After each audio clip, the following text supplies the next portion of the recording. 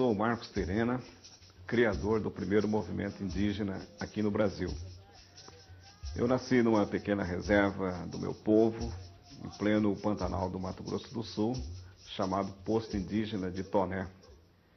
E estou aqui para apresentar uma série de 3 programas a respeito de Cândido Mariano da Silva Rondon, o nosso Marechal Rondon.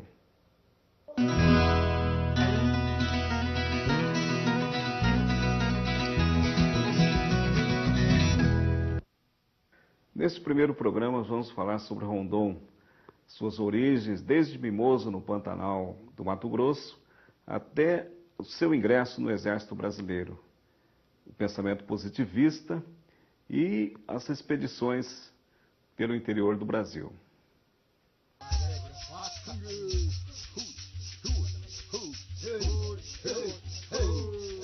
Um dos homens mais extraordinários que o Brasil já produziu, nasceu no coração do país, na localidade de Mimoso, no Pantanal Norte Mato-Grossense, em maio de 1865.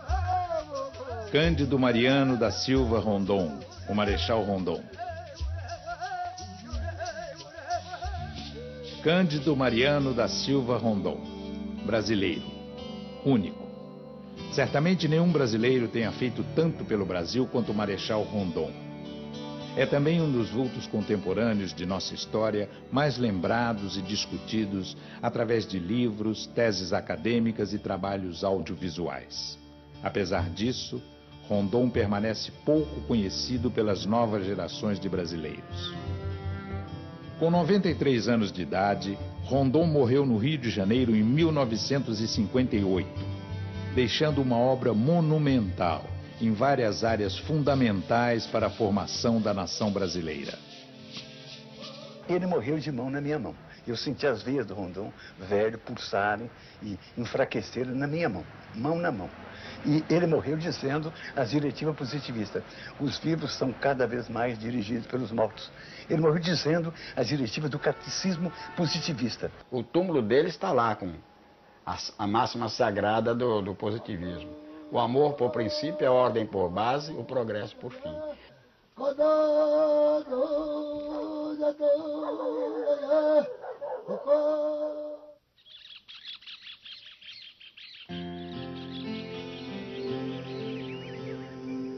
Incomparável jardim da natureza, emoldurado de verdes morrarias, adornado de altaneiros, buritizais e densas cordilheiras de cambarazais, circundado de volumosas baías que escoam para o rio Ibitiraí, o Pantanal do Mimoso, bucólica localidade em que nasci, é o rincão pastoril mais belo da terra de Antônio Jô, do Brasil inteiro, quiçá do mundo.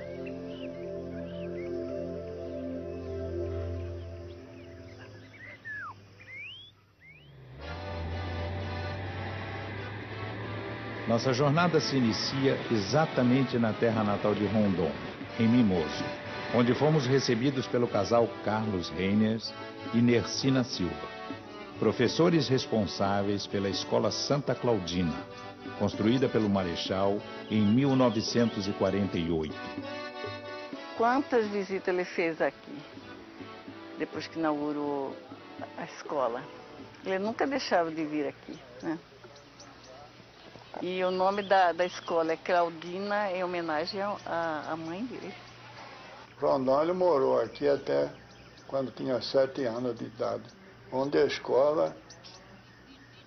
construiu a escola, era a casa do pai dele, onde ele nasceu, né? O povo daqui. Nossos anfitriões nos levaram a um casal de descendentes de Rondon que ainda vivem em Mimoso. Minha mãe, que era... Não sei se era sobrinha também. Da mãe do Cândido Mariano. Era sobrinha. É, sobrinha. Meu avô chamava João Mariano. Era irmão do Cândido Mariano velho, pai do Cândido Mariano. Mais novo. Mais novo.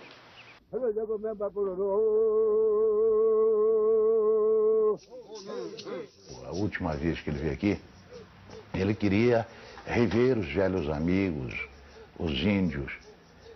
que trabalharam com ele, que venceram o concurso na travessia do Pantanal, na implantação da linha telegráfica.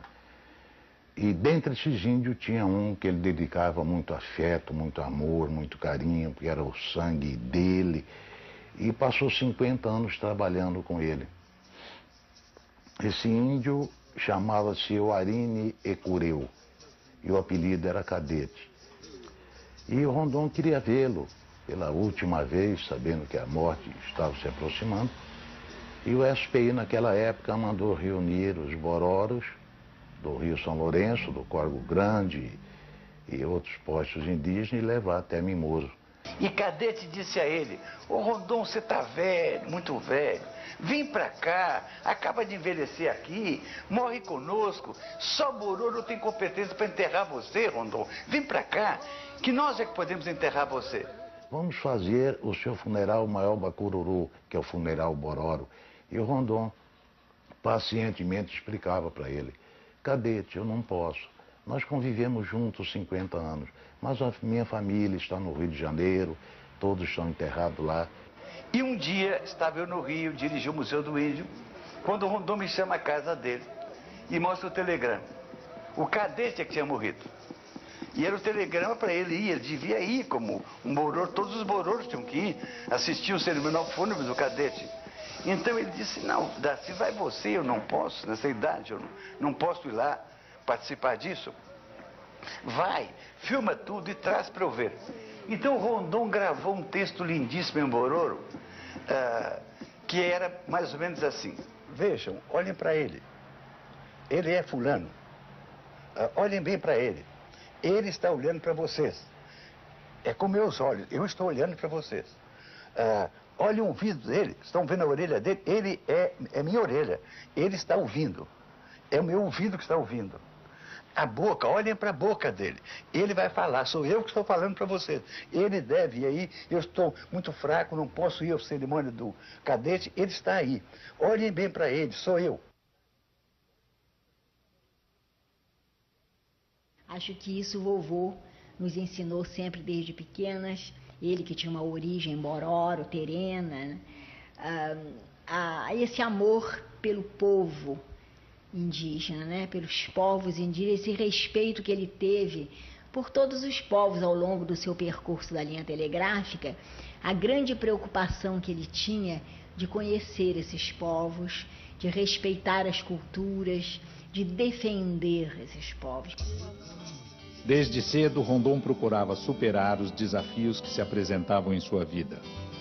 Menino pobre, saído do Pantanal mato-grossense, criado pelo tio, foi aos 8 anos estudar em Cuiabá e de lá, com obstinação, conseguiu ser admitido na Escola Militar do Rio de Janeiro. Marechal Rondon, ele foi um soldado a vida inteira. Mas cumprindo a missão de soldado e mercê das qualidades, mercê da sua personalidade muito singular, ele passou além da tarefa militar, das missões que lhe eram impostas pelos regulamentos militares, pelas ordens militares, e se transformou num dos brasileiros mais ilustres do século passado. Ele era um sujeito profundamente legalista. Tinha um respeito quase religioso pela lei e pelas instituições nacionais. E Rondon era um positivista ortodoxo, porque era membro aqui da igreja. Positivista ortodoxo era aquele que aceitava em sua totalidade a doutrina de Augusto Comte. Ele foi iniciado no positivismo por Benjamin Constant Botelho de Magalhães, fundador da República Brasileira, nos tempos em que Rondon foi aluno de Benjamin Constant na escola militar. Apesar de nunca ter feito conferência aqui, ele não deixava de assistir. Ele sempre assistia às conferências. Ele vinha, sentava mais para o fundo da nave da igreja, modestamente, aqui do lado da direita. E era um membro da igreja que assíduo à frequência da igreja. Rondon, estudioso e esforçado, elegeu como ídolos e modelos a serem seguidos alguns vultos da nossa história. Entre eles, Marechal Floriano, José Bonifácio, Benjamin Constant e Gomes Carneiro. Este último nomeia Rondon, ainda como alferes aluno, seu ajudante na comissão das linhas telegráficas em 1889. Em 1890, Rondon, com apenas 25 anos, já é segundo-tenente, com o título de engenheiro militar e o diploma de bacharel em matemática e ciências físicas e naturais. Chega em Mato Grosso em 1890, logo depois da proclamação da República, e vem construir as linhas telegráficas de Cuiabá ao Araguaia. Esse é o primeiro trabalho dele em Mato Grosso. Ele chega aqui em 1890 como ajudante do general Gomes Carneiro, né? E nessa primeira fase, essa primeira linha, ela vai ligar Cuiabá ao Rio de Janeiro através de Goiás. Esta linha tem cerca de 500 quilômetros, né? E isso aqui é feito em um ano. E durante 8 anos ele vai ser encarregado pelo governo federal de reconstruir essas linhas e construir uma estrada que ligasse o Mato Grosso a Goiás e de Goiás ao Rio de Janeiro. Em 1900 ele é chamado ao Rio de Janeiro e é contratado para fazer aquilo que parecia impossível, que é a construção das linhas telegráficas de Cuiabá até a fronteira do Brasil com o Paraguai e com a Bolívia. Várias tentativas já tinham sido feitas no sentido de construir essa linha e todas tinham fracassado. Em 1906 ele conclui esse trabalho e em 1907 ele é convidado para a construção das linhas telegráficas do Mato Grosso ao Amazonas. Em 8 anos, entre 1907 e 1915, Rondon inaugurou 25 estações telegráficas e construiu 2.268 quilômetros de linhas, das quais 1.500 em terras desconhecidas. Catalogou cerca de 24 mil exemplares de botânica, zoologia, mineralogia e geologia. Determinou mais de 200 coordenadas geográficas e travou contato com 65 tribos indígenas. Este contato com os povos indígenas faz com que Rondon crie os alicerces necessários para a implantação de uma política indigenista oficial. O progresso deveria respeitar os povos indígenas e seu habitat natural, com seus costumes e tradições. Rondon passa então a ser o mais árduo defensor dos direitos dos povos indígenas. Rondon tinha consciência da importância de sua obra para a posteridade. Nesse sentido, ele se preocupou em registrar de todas as maneiras possíveis e impossíveis o resultado de suas expedições. Ele sempre se fez acompanhar de fotógrafos e cinegrafistas que deixaram um acervo monumental e avançado para a época. O Major Tomás Reis, componente da equipe de Rondon, foi na verdade um cineasta pioneiro, incumbido que foi de registrar para o cinema as expedições do Marechal, com equipamentos de última geração adquiridos na Europa. Os filmes da Comissão Rondon chegaram mesmo a ser exibidos nas salas de cinema com grande sucesso comercial, que contribuiu para arrecadar fundos para novas expedições. Ele foi capaz de perceber que a fotografia e o cinema dariam visibilidade à sua obra. Essa visão mercadológica de Rondon fez com que seu trabalho corresse mundo, o que levou o ex-presidente americano e naturalista Theodore Roosevelt a procurá-lo para realizar uma expedição que ficou conhecida como Expedição Roosevelt-Rondon.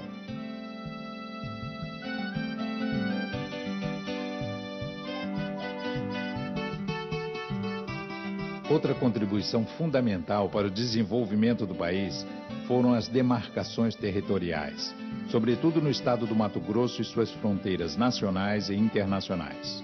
Os levantamentos cartográficos realizados por Rondon permanecem atuais até hoje. Ele fez um trabalho completo que hoje só via satélite para fazer. Completamente diferente. Veja bem que há poucos dias tiveram aqui comigo o pessoal do projeto Radan. E vieram conferir este mapa com o projeto Rondon. Eles pediram que colocaram o mapa na prancheta e pediu que determinasse um ponto no mapa do Rondon, qualquer um ponto que eu escolhesse para conferir no mapa do Radan. Então eu falei, bom, vamos pegar este ponto aqui, a barra do Juruena com o rio Telespires, que divide Amazonas, Pará e Mato Grosso. Então eles projetaram lá e nós conseguimos, na escala, mapear. A diferença que deu da confluência destes dois mananciais para o radar foi simplesmente de 7 metros. Ele podia errar, de acordo com o cálculo de engenharia, 4 por 1000. Em 1000 metros, 4 metros. Ele errou na distância de quase 500 quilômetros, errou 7 metros. A perfeição. Até hoje, eles acham que aquilo talvez nem foi Rondon que fez, foi uma alma do outro mundo, porque é impressionante o trabalho dele. Em 1936, o Congresso Mundial de Geografia resolve homenagear Rondon, batizando com seu nome o Meridiano 52, que atravessa o Brasil Central. É isso aqui, ó. Ele passa pegando aqui, ó, Pará, Amapá, tá? Amapá, Pará, Mato Grosso do Sul, Rio Grande, Paraná, Rio Grande do Sul. No segundo programa, a política indigenista oficial, nascida da visão humanista de Rondon.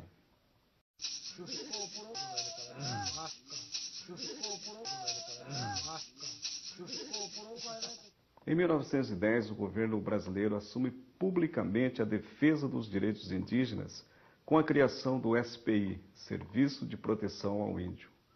Rondon vê, então, reconhecido oficialmente todo o seu trabalho em prol do índio brasileiro.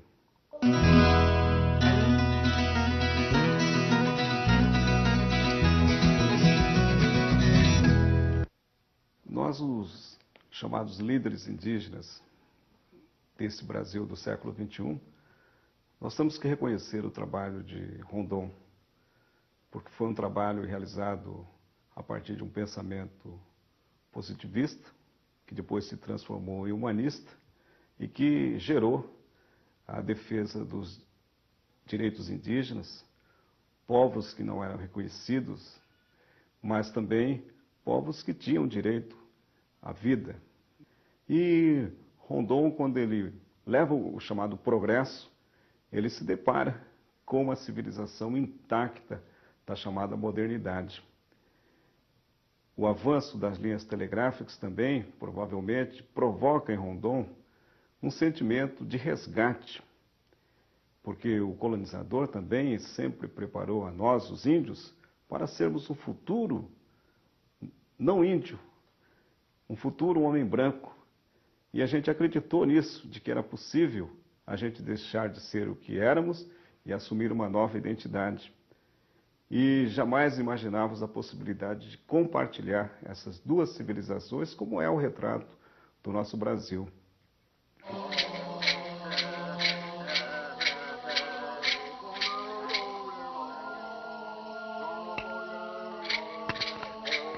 Em suas inúmeras incursões pelo Brasil Central e pela Amazônia, Rondon travou contato com várias tribos indígenas. Porém, estabeleceu uma relação especial com os Bororo, seus antepassados, e com os Pareci, que trabalharam com ele na implantação e manutenção das linhas telegráficas. Eu me pergunto na minha tese por que será que Rondon teve tanto sucesso no trabalho com os índios Pareci, mais do que com os outros índios. Na perspectiva dos índios, Rondon foi compreendido como um herói mítico. Rondon foi incorporado na cultura dos Pareci. Eu faço essa analogia com o mito de origem dos Pareci. Eles surgem num lugar chamado Ponte de Pedra, que onde depois foi uma estação telegráfica. Então eles saem das pedras através de um grupo de irmãos. E havia um irmão mais velho, o Azarem, que era o irmão que determinava onde é que o povo Pareci deveria morar. E o Marechal Rondon chega num momento em que os índios vivenciam um caos pela invasão dos seringais, e ele, como herói mítico, também passa a determinar onde é que as pessoas iam morar e redistribuiu o território como fazia o herói mítico. Então ele se estabeleceu como uma espécie de uma chefia Pareci e passa então a proteger os índios. Em Cuiabá, Nossa equipe conheceu Simval da Silva Zuazocoeiro, mestiço de uma índia Pareci, com um telegrafista de Rondon. Ele nos levou até a estação Pareci, na região central de Mato Grosso, onde nasceu e viveu com um dos muitos grupos de Pareci espalhados pelo estado. Aqui, né, você vê a demarcação de Rondon, que é das 3.680 hectares, aquela parte ali, né?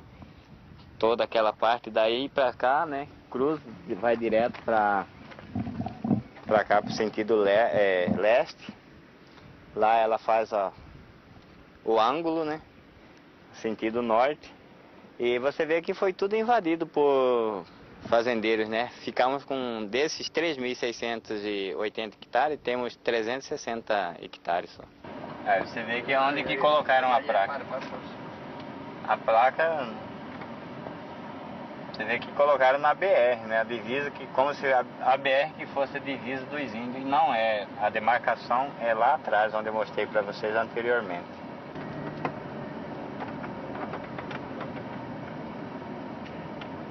E isso aqui é o que sobrou da demarcação de Rondon. A única coisa que restou foi esse aqui.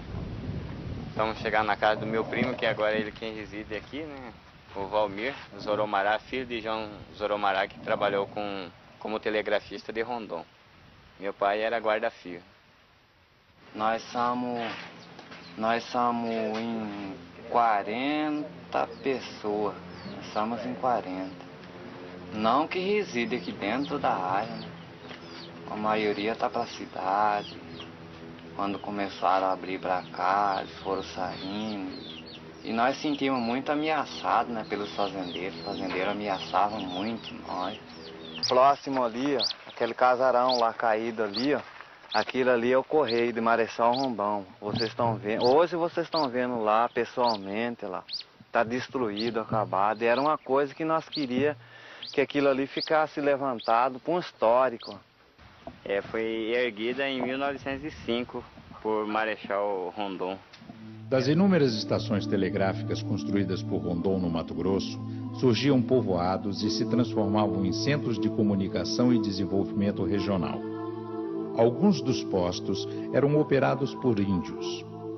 Com a decadência dos telégrafos nos anos 40, muitos postos foram abandonados, restando apenas ruínas de seus prédios. Rondon, então, se depara com uma contradição criada pelo homem branco. Tradição ou modernidade? O que fazer com os povos indígenas que estavam intactos na sua própria civilização? Então, com a criação do Serviço de Proteção ao Índio, em 1910, Rondon também passa a criar uma filosofia humanista que até então ninguém percebia, porque se pensava que o índio não existia mais, do pensamento, de uma filosofia e de um corpo de homens brancos, não indígenas, advogados, médicos, sanitaristas, antropólogos e militares para cuidar dos índios. Surge então o pensamento indigenista, baseado principalmente em dois pensamentos de Rondon.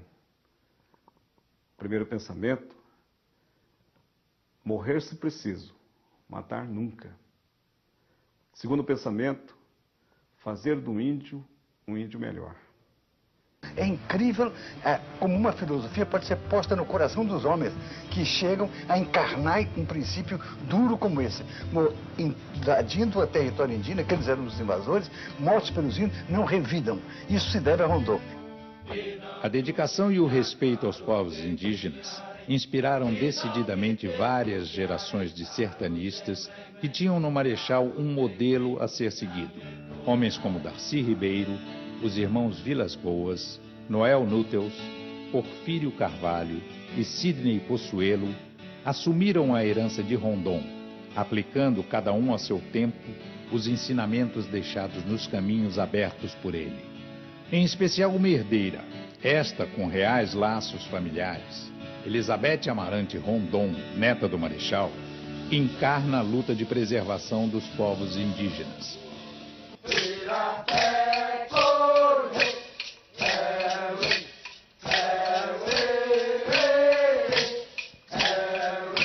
Eu sou Elizabeth Araci Rondon Amarante, sou neta de Rondon, sou filha da Clotilde, casada com o Amarante, irmão do Amarante, que trabalhou tanto também com Rondon em toda essa região, né? Então, realmente eu vivi com o vovô muitos anos, toda a minha infância eu vivi com o vovô.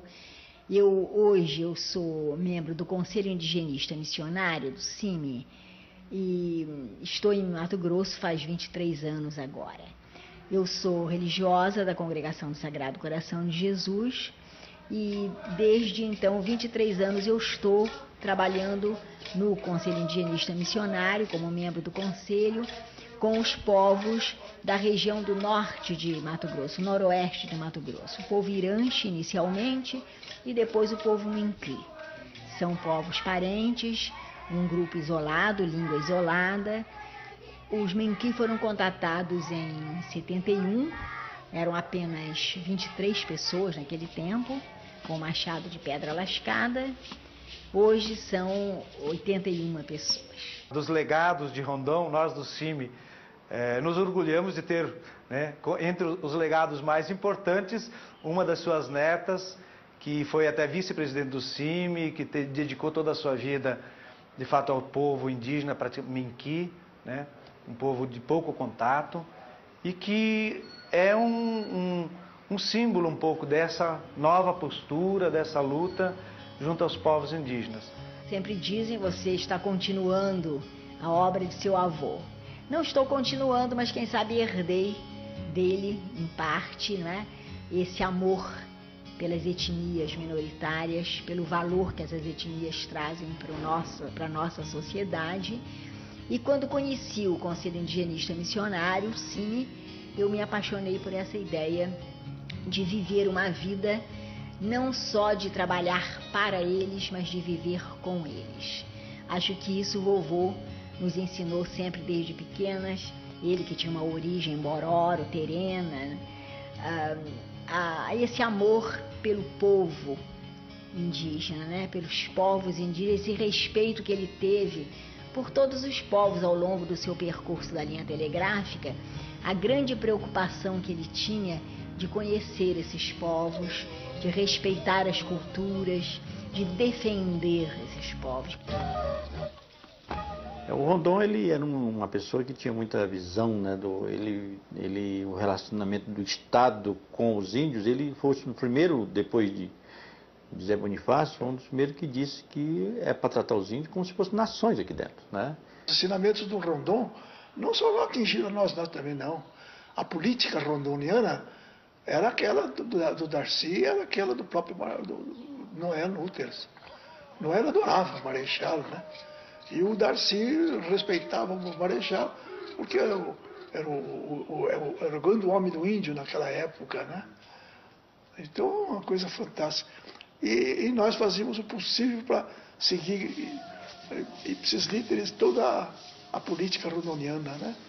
Herói, nosso grande herói, sem dúvida nenhuma, é Rondon, né, por tudo que ele fez na sua época, né, contra tudo e contra todo, que ele inicia todo o movimento que coloca o governo no seu papel de responsável por esses povos. E dentro dessa filosofia de Rondon, a gente também não pode esquecer dos discípulos de Rondon, seja no Exército Brasileiro, seja na Força Aérea Brasileira, seja na Marinha, porque Rondon nasceu das Forças Armadas, se formou como oficial do Exército Brasileiro, mas também o pensamento de Rondon gera novos sistemas, novos parâmetros de filosofia de vida.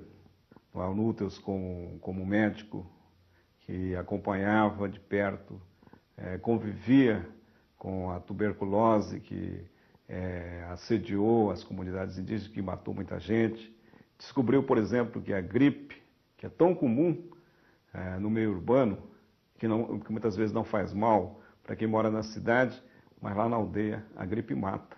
Da mesma forma que os irmãos Vilas Boas, que abandonaram suas vidas em São Paulo, seus familiares, e foram construir uma nova etapa de relacionamento, claro que levando, de alguma maneira, uma nova forma de civilização, mas também aprenderam a respeitar os códigos daquela civilização que estavam lá no interior do Brasil. E os irmãos Vilas Boas, que fizeram uma série de contatos com povos arredios e que possibilitaram aquilo que vai ser a ilha ecológica do Brasil, em pleno centro-oeste, que é o Parque Indígena do Xingu. A gente não pode esquecer de pessoas que fizeram contato com o Chavante, por exemplo, como o Chico Meirelles, e também da nova geração de indigenistas, de sertanistas, que ainda hoje estão lá no meio das matas, vivendo, compartilhando, convivendo e lutando para defender os interesses indígenas, como Sidney Possuelo, que coordena essas ações através da FUNAI. A FUNAI nasce do SPI, criado por Rondon. Então ela herda não somente equipamentos ou isso, aquilo, mas ela herda os homens e as práticas, a filosofia. Então a filosofia, ainda da FUNAI, era a filosofia de efetuar contato, efetuar contato, efetuar contato. Quando você via o índio isolado, ele vive tranquilo, ele vive bem, está no seu métier. Se você faz o contato, ele tem tantas perdas. Ele perde por questões de doenças, há uma depopulação muito grande, desaparecem muitos índios. Quando não desaparece a tribo inteira, eles têm uma grande diminuição no seu contingente humano. Se você não faz o contato e os deixa, anos depois você volta lá, eles já não existem mais. Porque as frentes pioneiras da civilização, do desenvolvimento nacional, vão entrando e vão empurrando e vão desaparecendo aqueles povos. E também o trabalho que vem sendo feito ainda hoje, persistentemente, por pessoas como o Carvalho, Porfírio Carvalho, junto aos Waimiri Atuari, na Amazônia brasileira. Me chamaram porque os índios Waimiri Atuari tinham atacado um grupo de funcionários, tinha morto os funcionários, e eu fui chamado para trabalhar, fazer parte da equipe lá. É um projeto de vida, né, aos índios Waimiri Atuari, que consistia num projeto por 25 anos, e que nós íamos resgatar toda a dignidade dele e a autonomia que eles tinham antes do contato. Era uma dívida que a sociedade brasileira tinha. E nós temos um sistema de saúde funcionando, não é um sistema do governo, é um sistema nosso mesmo, que nos deixa muito tranquilo com relação à vida deles. Nós temos um sistema de escolar próprio, que não segue o sistema normal daqui, e que eles mesmos constroem. Hoje os índios, aqueles 374 que nós começamos em 86, hoje são 925 índios. E esses 925 índios felizes da vida. Esses 925 índios não estão sobrevivendo, estão vivendo. E eles hoje, eu posso dizer sem nenhum medo de ser contestado, são os índios que vivem em melhor situação nesse país. E talvez no mundo. E no meio de todo esse valor de busca da paz, através do diálogo e do respeito mútuo, a gente não pode também se esquecer de um dos mais polêmicos, mas não contraditório, porque tinha um objetivo claro, que foi o professor Darcy Ribeiro. O antropólogo, educador e pensador Darcy Ribeiro foi, dos herdeiros de Rondon, o que mais se empenhou em difundir a sua obra. Durante a longa convivência com o Marechal, Darcy foi seu porta-voz e intérprete. Liderou a campanha por sua candidatura ao Prêmio Nobel da Paz, obtendo adesões irrestritas das mais diferentes áreas da comunidade internacional, em reconhecimento à sua importância para a paz entre os povos. O processo do prêmio foi interrompido com o seu falecimento em 1958. Ao leito de morte, suas últimas palavras, presenciadas por Darcy, foram: amor, ordem e progresso. E ele morreu dizendo as diretivas positivistas: os vivos são cada vez mais dirigidos pelos mortos. Ele morreu dizendo as diretivas do catecismo positivista. E foi para o cemitério São João Batista, no sepultado, e eu fiz a oração fúnebre do Rondon. Se o Brasil nada devesse a Conte, que tamanha influência exerceu sobre o pensamento nacional, deveríamos acreditar, ao menos, o haver se conformado à luz dos princípios morais de sua filosofia, a mais rica, a mais coerente, a mais enérgica e a mais generosa personalidade jamais criada pelo povo brasileiro. No terceiro e último programa, vamos ver como os povos indígenas e seus líderes estão se organizando para defender suas culturas e os seus direitos fundamentais.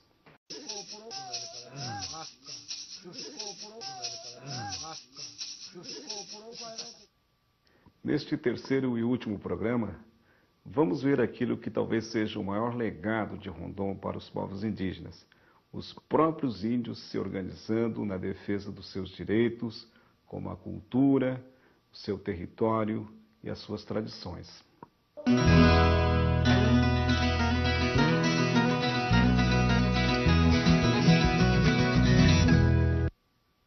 Filosofia indígena não tem esquerda nem direita. Filosofia indígena não tem partido político. Filosofia indígena não tem a religião do homem branco, porque todos esses fatores dividem as pessoas e os povos. Então, nós temos que praticar na relação do futuro uma caminhada baseada nos rastros dos nossos antepassados.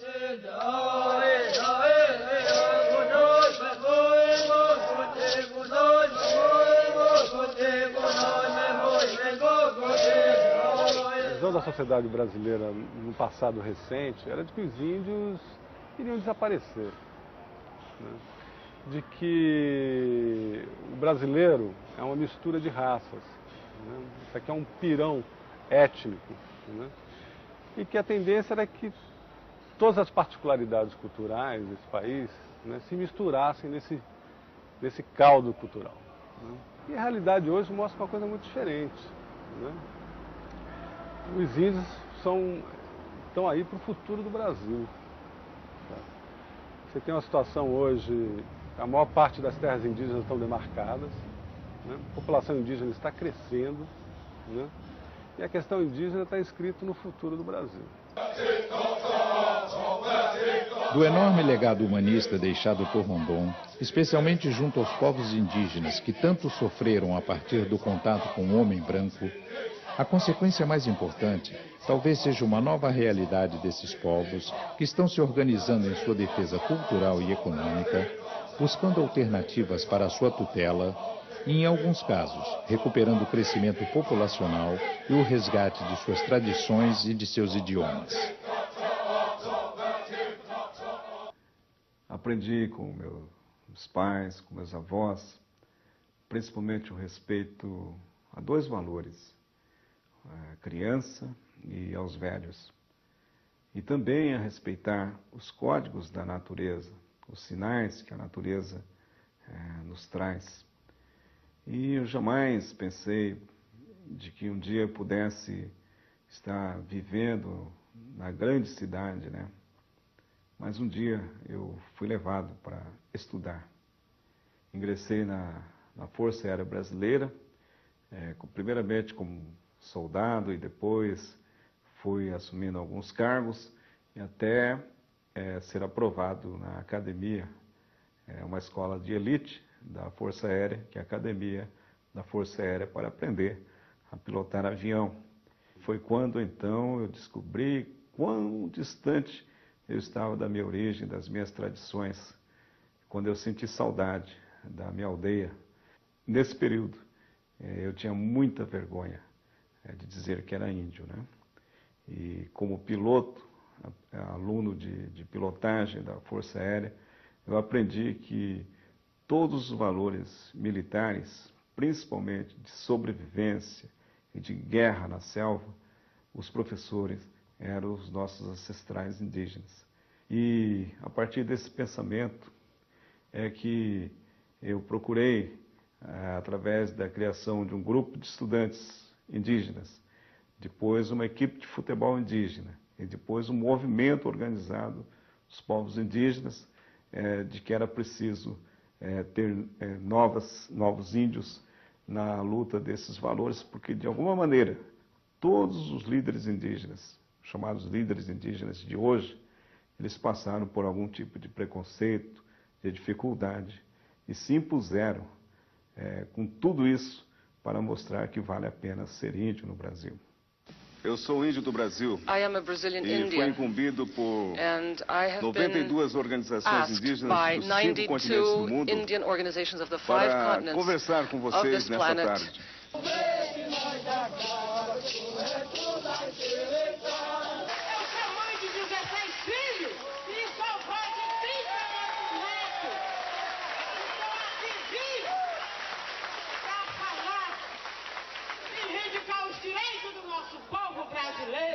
Os índios, desde 88, até antes um pouco, começam a ter suas organizações, né? Começam a ter os seus projetos. Né? Então, o papel do Estado hoje, né, na verdade, está em xeque na relação que ele tem com as populações indígenas. Você ainda tem populações de pouco tempo de contato ou isoladas que precisam da proteção do Estado, né, bastante forte. Né? O Estado tem um papel importante no reconhecimento e proteção das terras indígenas, né, que é um papel inquestionável do Estado. Né?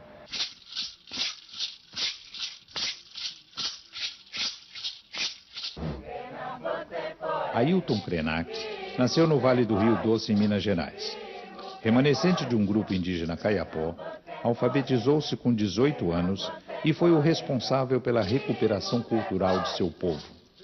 Participou ativamente da organização dos povos indígenas durante as discussões na Assembleia Constituinte em 1988, através da UNI, União das Nações Indígenas, que resultaram em grandes avanços nos direitos indígenas.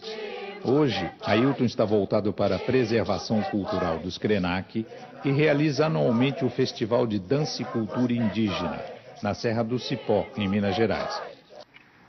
Os senhores não poderão ficar omissos, os senhores não terão como ficar alheios a mais essa agressão, movida pelo poder econômico, pela ganância, pela ignorância do que significa ser um povo indígena. A União das Nações Indígenas foi a organização que juntou nossas tribos, 180 tribos, para fazer pressão no governo, para botar na Constituição de 88, né, o capítulo que tem lá sobre os direitos dos índios.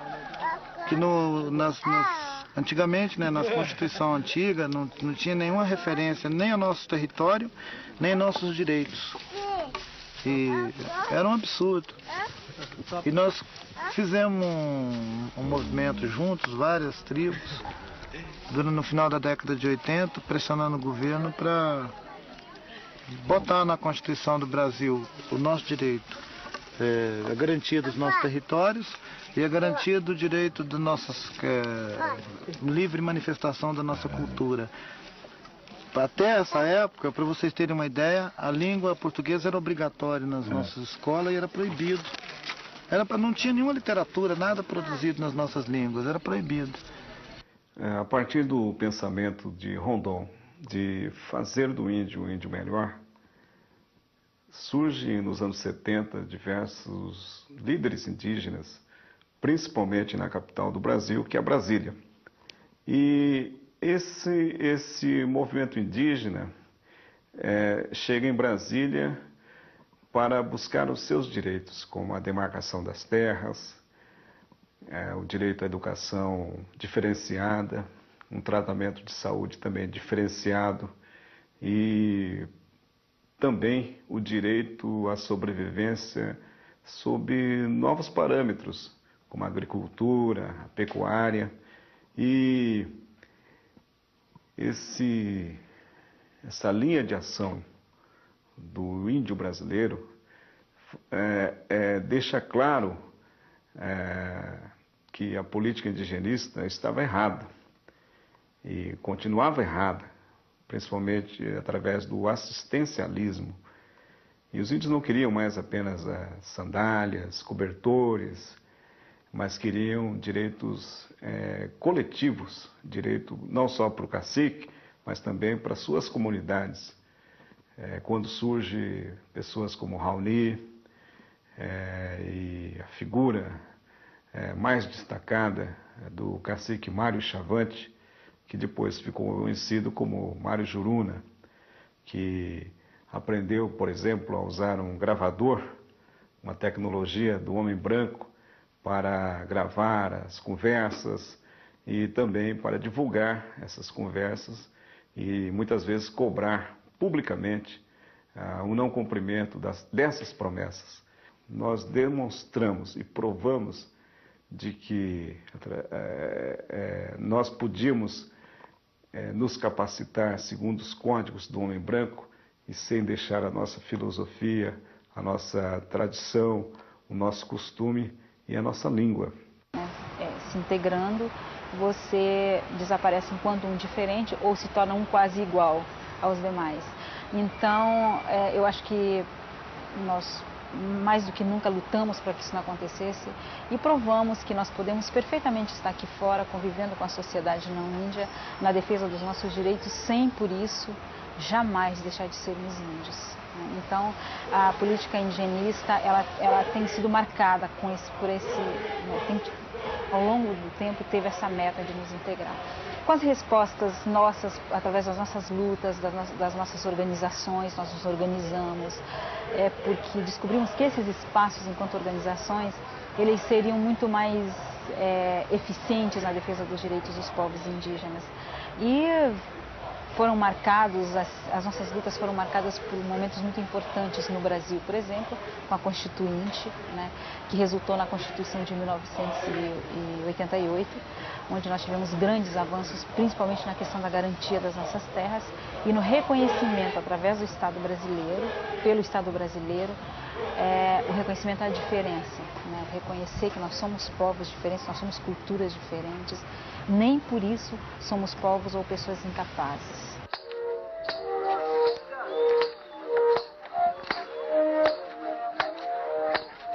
Eu acho que a sua época, né, todas de alguma forma contribuíram.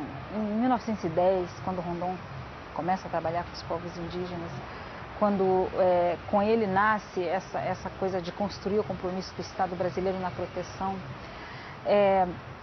dos territórios, das culturas, da integridade física mesmo dos índios, quando começaram a construir as linhas de transmissão nas terras do sul, em outras regiões, quando houve o desbravamento, né, do Brasil. Eu acho que na época dele, isso é o que estava ao alcance dele fazer. E ele, enquanto humanista, enquanto uma pessoa preocupada realmente o conceito dele de defender direitos, era o de defender principalmente a integridade física e cultural dos povos indígenas, né? Eu acho que, com certeza, ele foi pioneiro nessa luta, ele é quem consegue tornar essa luta oficial, consegue levar isso, transformar isso numa discussão de Estado e consegue fazer com que isso seja um compromisso de Estado.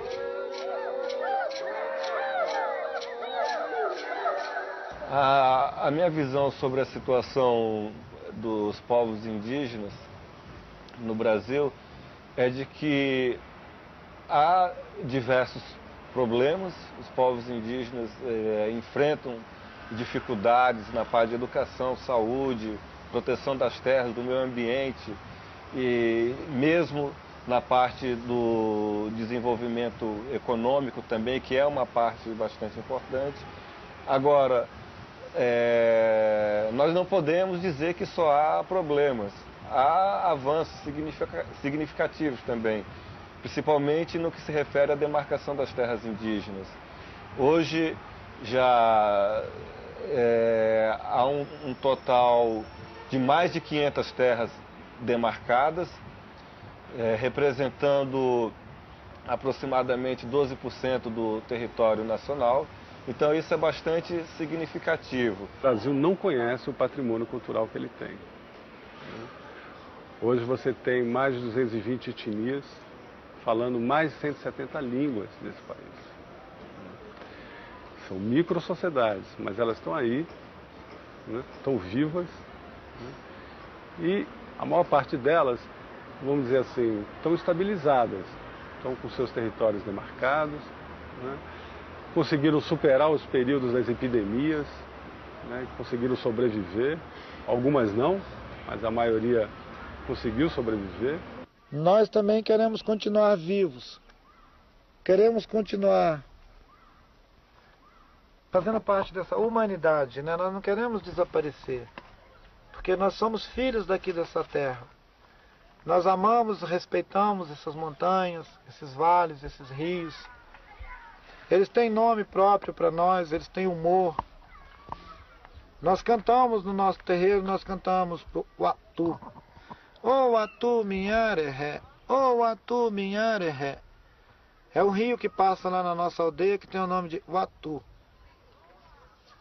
No mapa do Brasil ele tem o nome de Rio Doce. É o mesmo rio com outro nome. Da mesma maneira que nós somos o mesmo povo com outro nome. Antes nós tínhamos outros apelidos. Agora nós estamos anunciando o nosso próprio nome, para as pessoas aprenderem e parar de chamar a gente por apelido. Tini Burum, Burum Rehé, nós somos os Burum. Nós continuamos a história dos nossos ancestrais, né, dos nossos antepassados, dos antigos. Queremos continuar.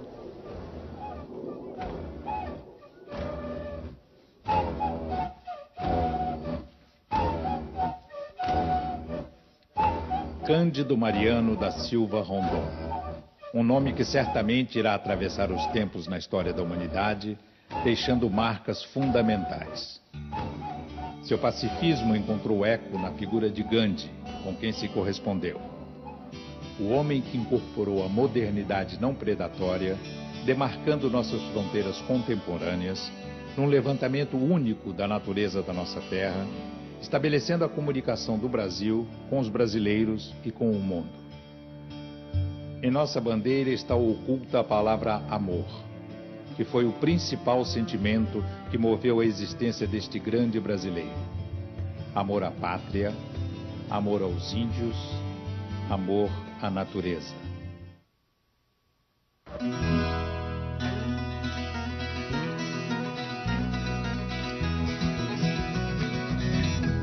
Hello.